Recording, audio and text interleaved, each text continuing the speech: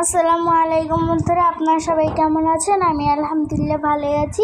আজ আপনাদের মাঝে নিয়েছি একটা অন্যরকম রেসিপি।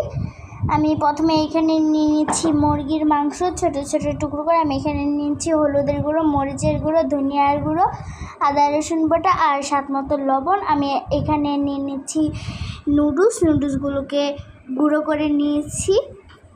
এখন আমি উপকরণগুলোকে ভালো করে মিশিয়ে নিচ্ছি। এখন চিকেনগুলোকেও খুব ভালো করে মিশিয়ে নেব।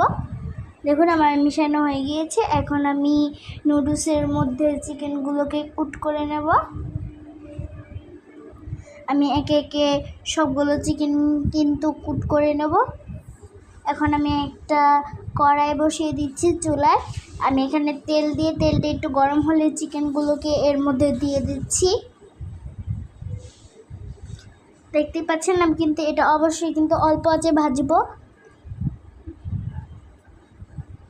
আমার এক পিঠ হয়ে আসলে কিন্তু আমি আবারও অন্য পিঠ উল্টিয়ে দেব।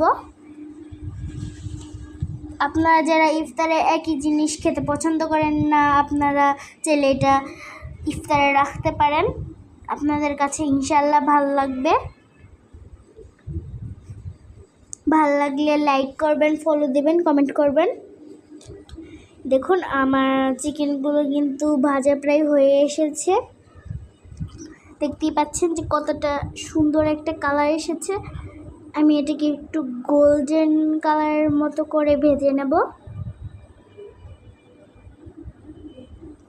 আমি কিন্তু একটু ক্রিস্পি করেই ভেজে নেব। দেখুন আমার ভাজা হয়ে গিয়েছে। এখন আমি একটা প্লেটে এটাকে তুলে নেব। দেখতে পাচ্ছেন যে কতটা সুন্দর হয়েছে।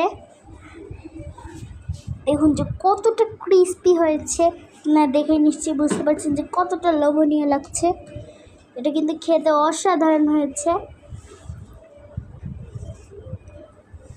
দেখতে পাচ্ছেন, আপনারা কিন্তু অবশ্যই এটা বাসায় ট্রাই করবেন। আপনাদের কাছে ইনশাআল্লাহ ভালো লাগবে। দেখুন মাংসটা কিন্তু ভিতরে সাদাই আছে। আল্লাহ হাফেজ।